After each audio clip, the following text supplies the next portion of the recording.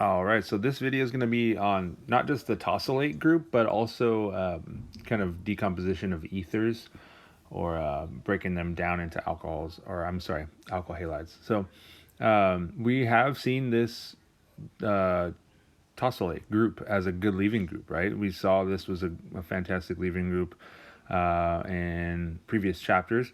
And so cyanide can come along and attack that primary carbon, and we get the cyanide substitution. This is a paratoluene sulfonate group. Okay, so abbreviated OTOS or sometimes abbreviated OTS with that negative charge on the oxygen. Okay, so it's such a good leaving group because we have all the resonance structures that we can draw within that the group. So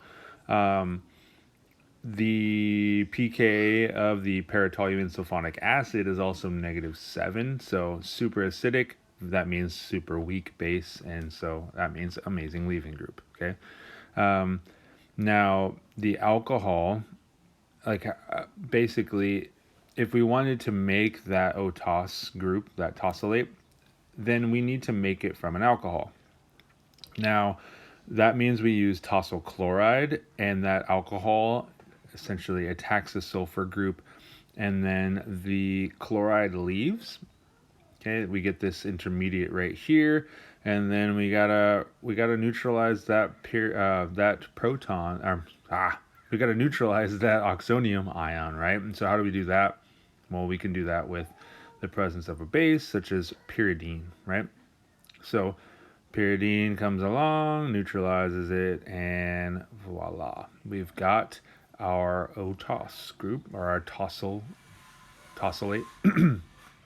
on that oxygen. Okay. Now, again, this is an amazing leaving group, and we don't want to draw that out ever. So we're just going to abbreviate it as OTOS or OTS. Okay. Now, that's pretty much it. That's how you make it.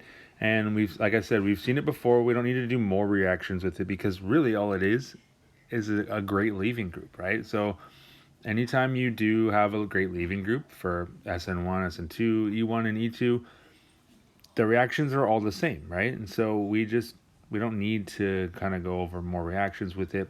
We just know it's a fantastic leaving group. Substitute Lg for any of those, right? Does all the same things that an alkyl halide does. And so there you have it. That's it. The only thing I would add is that whenever you have the oxygen or the alcohol with the tosyl chloride, it does attack. And when you're drawing mechanisms and you see like a proton, like an oxonium ion, and you kind of want to neutralize that charge, you need a base, right? And so that's how you're going to know in order to make this tosylate group, we need to add tosyl chloride with pyridine. Okay. So hopefully that will help you remember what to add. Now let's move on to reaction of ethers with strong acids, which is also really something we already know. Okay, so that's why this is awesome, because we're building upon our knowledge already, and so hopefully this will make it a little bit easier to understand. So what we have here is this ether, this unsymmetrical ether with two equivalents of HI. Now what we're going to get is these two alkyl halides right here on the right side with water. Okay, now how does that happen? Well, if you have an oxygen in the presence of a strong acid, what do you want to do? You want to protonate it, right? So let's protonate it and let's see what we've got. Okay, who knows what's going to happen? Nobody knows. Sorry, let me abbreviate this. So this cyclohexane ring can be abbreviated as a CY. So cyclohexane. Okay. Now, we'll abbreviate it when we don't care about it, but we'll draw it out when we do, or when I forget to abbreviate it. So now what do we do with this oxonium intermediate? Well, remember, this looks a lot like the intermediates for alcohols, right? When we protonated it, we had water leaving. Well, now it's the same thing, except it's not water anymore. It's just an alkoxy group. Okay, so we have the iodide come and attack, and that kicks off the cyclohexyl alcohol group. Okay, and we can do it again because we have another alcohol, which we've already seen this mechanism before, right? Now we have an alcohol, HI. We know we protonated it. We have water. Iodide's a good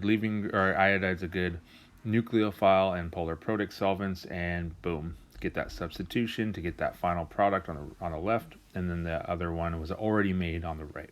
Okay, so that's really what this chapter or this section is all about, is breaking down those ethers in the presence of strong acids to make those alkyl halides. So we're going to form the alkyl bromides and the alkyl iodides with this one, because remember, chlorine sucks. Okay, so now I will say this is directly analogous to making those alkyl halides with alcohols, right? And so what were the rules for that one? Well, if you could do an SN1 mechanism, then you will. If you could do an SN, or if you have to do an SN2 mechanism, then you will.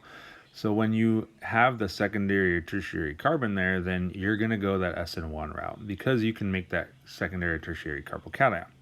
But if it's like a methyl or primary carbon, then you got to go that SN2 route. Okay, so above we did that SN2 route because that carbon was a primary carbon. Okay, and so that's pretty much it for the ether synthesis or ether decomposition or formation of those alkyl halides from there, right? So let's take a look at what I mean by like what's primary, right? So this carbon right here on this ether, it's only got one carbon bound to it, so it's primary. Okay, these carbons right here, they have two carbons bound, or so they're secondary. And then what does that tertiary one look like? Right here. Okay, and there you go, that's a tertiary one. And let me draw that methyl one for you as well. It's just like dimethyl ether, for example. This doesn't have any carbon bound to that carbon. So these ones are going to be SN2 route, while these ones over here are going to go that SN1 route. Okay, now you could have a scenario above we did both SN2 route, right? Because those were both primary carbons bound to that oxygen. But you could have a scenario where you have an SN1 route and an SN2 route. Okay, so let's take a look at, well, let's just draw a few examples in general, so that way you can understand this mechanism. So we did HI already, let's do HBr. We got a strong acid, got an oxygen, we're going to protonate that oxygen, and then we will have that oxonium intermediate. Well, that looks familiar, doesn't it? What do we want to do with that? Well, in this case, we have a secondary carbon on that side, left side and the right side, and so what we want to do is attack whatever we feel like attacking. So we're going to SN1 mechanism. It's going to leave. One of the left or the right side can leave, and because we're still going to form a secondary carbocation, so it doesn't really matter in this case. So let's form this carbocation here with the other alcohol. Okay, now the bromide can attack that secondary carbocation intermediate, and then we form the alkyl bromide. Awesome, broke that down. Now we also have this alcohol here, right? Now what do we do with that? Well, we have a second equivalent of HBr come along, protonate it, bada bing, bada boom. We form that carbocation intermediate, and then we substitute after that water leaves. Okay, so we form the carbocation intermediate and the bromide comes in. Okay, so we don't need to see that again, but we do see the products here. Okay, now that's the same old song right there, right? So let's take a look at this one right here. We got an unsymmetrical ether again. Of course, we want to protonate when we have the presence of HI. Now we've got this oxonium. Now look at the two groups. We've got a secondary on the left, and then we've got a primary carbon on the right. Okay, so that means we can do SN1 on the left side and an SN2 on the right side. So what we're going to do right here is let's just force that thing to leave. Okay, so we form the alcohol, ethanol, as well as that secondary carbocation, iodide substitutes, and boom, we get that alkyl halide. Sorry, my pen gets wonky. So we'll get that. Sorry, I don't know why I'm drawing that. I don't want to jump to the next step. We got the alcohol as well as the alkyl halide. Okay, great. Now what we do is have that second equivalent of HI present to protonate, and then this is a primary alcohol, so we can't have it leave as a carbocation, but we can do the SN2 mechanism to form that final product. We get two different alkyl iodides, one via SN1 and one via the SN2 mechanism. But more or less, it's the same idea, right? And so the reason why we need to go over this is because essentially the routes are important, and we do need to know that these are substitution reactions, right? And so that would help us understand why we get phenol here as a product, and then bromomethane as a product when we have the ether on the left with HBr. Two equivalents, of course. Why don't we get this bromobenzene molecule? Okay, so if we think about the mechanism of this reaction, we might be able to just answer that right off the bat. But let's draw the mechanism anyway, and then we'll see what we get, okay? So we've protonate this oxygen, of course, and we get that oxonium intermediate. This is a methyl carbon, so we'll just go ahead and do that SN1 reaction on that. Whoa, Jess, SN2 reaction on that. And that forces that phenol to leave, and then we hit the bromomethane. So we've already got the products, but why can't this phenol move forward with the second equivalent of HBr?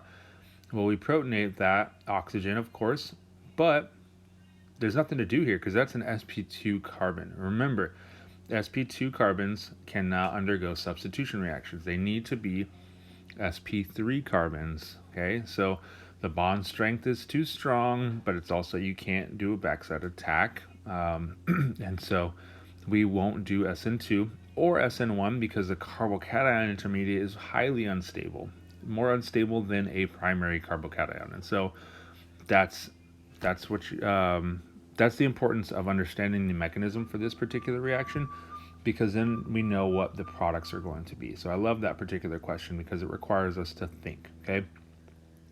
Believe it or not, I love when we think. It's the best thing ever.